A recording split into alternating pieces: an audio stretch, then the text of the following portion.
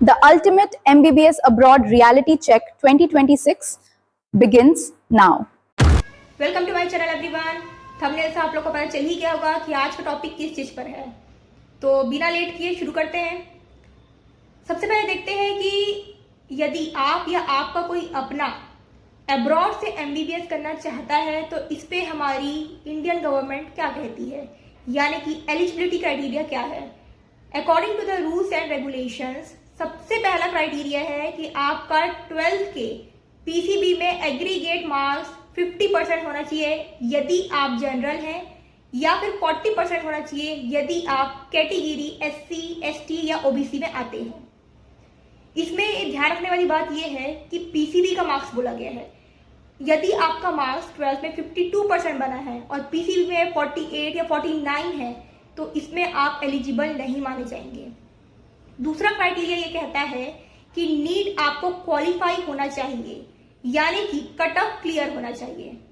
तीसरा क्राइटेरिया ये कहता है कि आपका एज 17 इयर्स से ज्यादा होना चाहिए। जिस साल आप जाना चाहते हैं उस साल के 31 दिसंबर तक।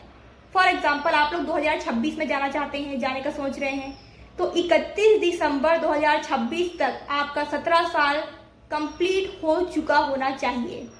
चौथा क्राइटेरिया ये कहता है कि आप जिस भी यूनिवर्सिटी में एडमिशन लेना चाहते हैं वो university world directory of medical school से रिकॉग्नाइज होना चाहिए, वर्ल्ड रैंक होना चाहिए उसका, और एनएमसी इंडियन एनएमसी के लिस्ट में उस यूनिवर्सिटी का नाम होना चाहिए।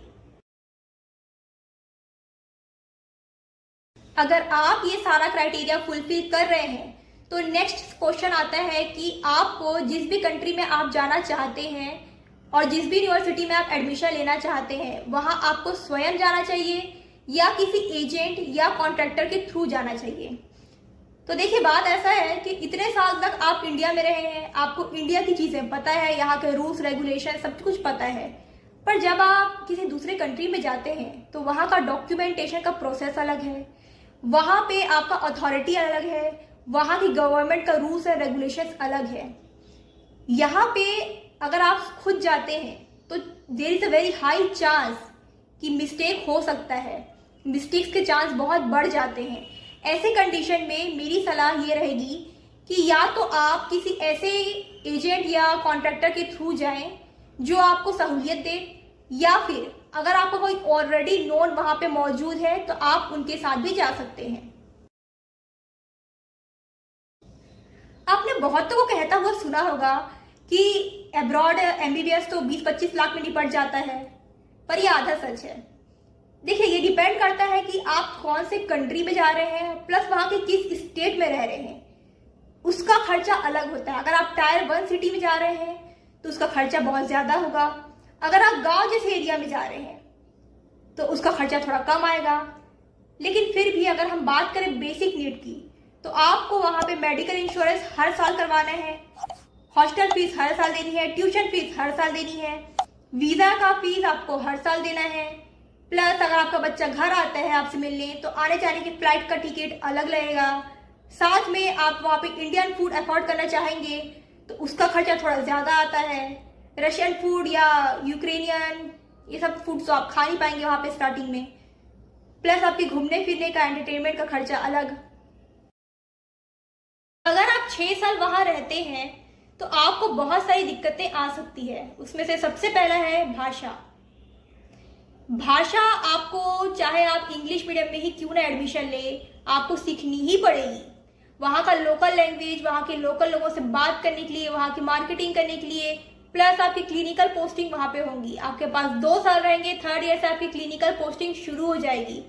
आपको वहाँ के लोकल लोगों को समझने के लिए, फॉर एग्जाम्पल जैसे हम यहाँ पे फीवर बोल देते हैं, वहां के लोग फीवर नहीं बोलेंगे आपको, वो अपने लैंग्वेज में बोलेंगे। आपको यहाँ पे कॉन्स्टिपेशन बोलना है, वो अपनी लैंग्वेज में बोलेंगे। तो ऐसी चीजें आपको वहां की सीखनी पड़ेगी। सिर्फ लोकल लैंग्वेज नहीं, आपको वहां का मेडिकल लैंग्वेज भी वहां के लोकल लैंग्वेज में सीखना पड़ेगा। ठीक है। दूसरी चीजें आती है वहां का तापमान, यानी कि टेम्परेचर, जो कि -20 से -30 डिग्री तक भी जा सकता है। अगर आप में से कोई ऐसा है जिसको सिस्टेमिक डिजीजेस हैं, फॉर एग्जाम्पल आर्थराइटिस, या जिसका पहले से ही ASD या VSD जिसको दिल में छेद बोलते हैं, ऐसी तकलीफें हैं, या सिस्टमिक स्क्लेरोसिस या SLE, इस टाइप की बीमारियां अगर आपको है और आप -20 या 30 में जाने का सोच रहे हैं तो रुक जाइए। ऐसे कैंडिडेट्स को मेरी सलाह है कि आप अपना 1 से 1.5 साल का मेडिसिन लेकर जाएं, प्लस आप वहां जाएं जहां एटलीस्ट -5 से कम टेम्परेचर ना हो। अदरवाइज ये आपकी तकलीफ और आपकी बीमारी और बढ़ा सकता है। पर अगर आप ये 3 चीज सह लेते हैं, इसमें आप निपुण हो जाते हैं, तो आपको इसके फायदे भी मिलेंगे। जैसे सबसे पहला चीज तो आप कम कट ऑफ में जा रहे हैं। जिस कट ऑफ में आप वहां जाएंगे, उस कट ऑफ में अगर आपको इंडिया में एडमिशन लेना है तो प्राइवेट कॉलेजेस ही मिलेंगे, और वो भी आपको पैसा ज्यादा लगेगा। तो पहला कि आप वहां पे कम कट ऑफ में जा रहे हैं, दूसरा आप लो कॉस्ट में जा रहे हैं। तीसरा फायदा आपका ये है कि जो बीमारियां हम यहाँ पे नहीं ध्यान देते, जो कि यूजुअली वहां पे ज्यादा होती है, non communicable diseases, hypertension, diabetes, ठीक है, कैंसर, ये सब चीजें वहां ज्यादा होती है यूरोप में। तो वहां इन सब सब्जेक्ट को बहुत अच्छे से पढ़ाया जाता है, वहां पे पर्टिकुलर इन सब चीज के अलग से सब्जेक्ट होते हैं। यहाँ ऐसा नहीं होता है। पर प्लस पॉइंट आपके लिए ये रहेगा कि हमारा कंट्री अब NCD में बहुत स्पीड से बढ़ रहा है, अब केसेस यहाँ पे बढ़ रहे हैं, तो वहां से सीख के आने के बाद आपको यहाँ पे प्रैक्टिकल करने का मौका अच्छा मिलेगा। चौथा पॉइंट जो कि एक मिथ भी है कि वहां क्लिनिकल पोस्टिंग्स नहीं होती है और हैंड्स ऑन नहीं मिलता है, जो कि गलत है। देखिए, वहां पे आपको हैंड्स ऑन बहुत ज्यादा मिलते हैं, और यकीन मानिए इंडिया से ज्यादा मिलते हैं।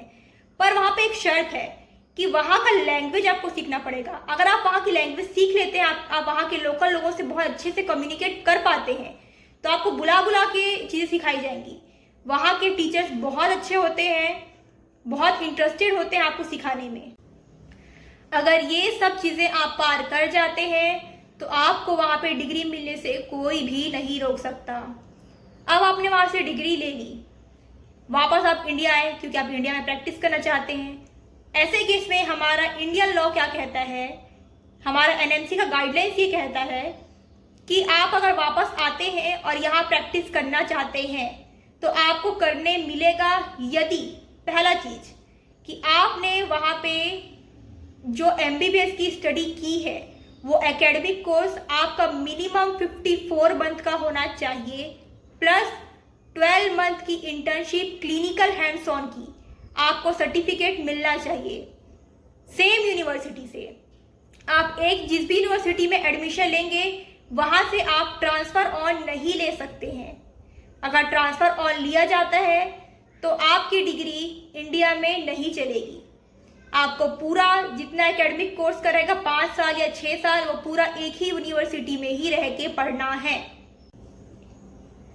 दूसरा पॉइंट ये कहता है कि आपका पूरा full academic course English medium में होना चाहिए।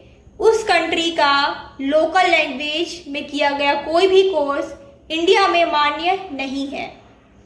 तीसरा पॉइंट कि जब आप वापस आते हैं तो आपको एक लाइसेंसिंग एग्जाम देना पड़ता है।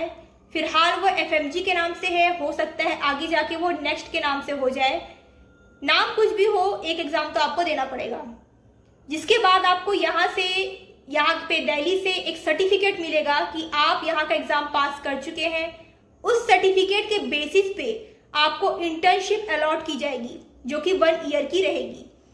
अभी के टाइम पे पहले ऐसा नहीं होता था, पिछले कुछ महीनों से या पिछले कुछ 2-3 बार से ऐसा हो रहा है कि अभी जो आपका मार्क्स आएगा FMG में, जो कि फिलहाल अभी FMG चल रहा है, जो भी आपका मार्क्स रहेगा उसके बेसिस पे आपका रैंकिंग मिलेगी, उसके बेसिस पे आपको काउंसलिंग किया जाएगा और उस बेसिस पे ही इंटर्नशिप की सीट आपको दी जाएगी। बट प्रॉब्लम ये नहीं है, प्रॉब्लम ये है कि इंडिया में इंटर्नशिप करने के लिए सीट अवेलेबल ही नहीं है, जिसके लिए बच्चों को 6 महीना 1 साल रुकना पड़ सकता है। फिलहाल अभी ऐसा होना शुरू हो गया है। जब अगर आप 2026 में जाएंगे तो वापस आते टाइम पे 6 साल के बाद ये कंडीशन और भी बदतर हो सकती है। ऐसे केस में आप लोग को मेरा जो जनरल कंसर्न है मैं आपको ये सब चीज़ इसलिए इतना ईजिली बता पा रही हूँ क्योंकि मैंने खुद रशियन फेडरेशन से MBBS की डिग्री ली है। अभी देखो होता क्या है कि हम चले तो जाते हैं, वापस भी आ जाते हैं। मैंने भी एग्जाम दिया था जब मैं वापस आई थी और फर्स्ट अटेम्प्ट पे ही मेरा एग्जाम निकल गया था और मेरे को इंटर्नशिप भी तुरंत मिल गई थी, जहाँ पे मैं चाहती थी वहाँ पे मिल गई मुझे। बट ये टाइम है अभी से 1.5 साल पहले की बात है ये। अब ये टाइम वैसा नहीं रहा, अभी चीज़ें बदल गई है। 2026 में बहुत से अंतर आ चुके हैं। इसलिए मेरा कंसर्न ये है कि जो बच्चे जनरल कैटेगरी के हैं और MBBS अब्रॉड का सोच रहे हैं, अगर वो मेहनत करना चाहते हैं तो ये चीज़ सोचे। अगर नहीं करना चाहते हैं, अगर रेडी नहीं है, मेंटली और फिजिकली प्रिपेयर्ड नहीं है, तो बिल्कुल MBBS अब्रॉड का ना सोचिए।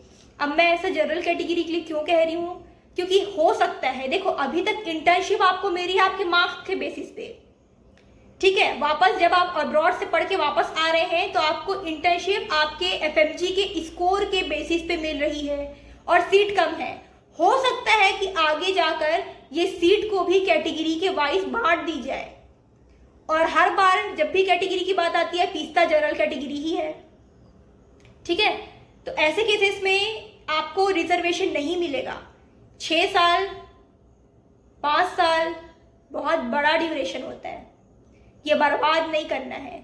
अगर आप रेडी हैं कि फर्स्ट ईयर में जाते ही आप FMG की तैयारी शुरू कर देंगे तब तो ठीक है, लेकिन आप अगर फिजिकली और मेंटली प्रिपेयर्ड नहीं है तो बिल्कुल सोचिएगा भी मत, क्योंकि जब आप वापस आएंगे आपको सिर्फ एग्जाम निकालने का चिंता नहीं रहेगा, आपके दिमाग में ये भी चलेगा कि पापा का पैसा लगा है, मम्मी का गहना गिरवी रखे थे तो ये प्लॉट बेचाया गया था।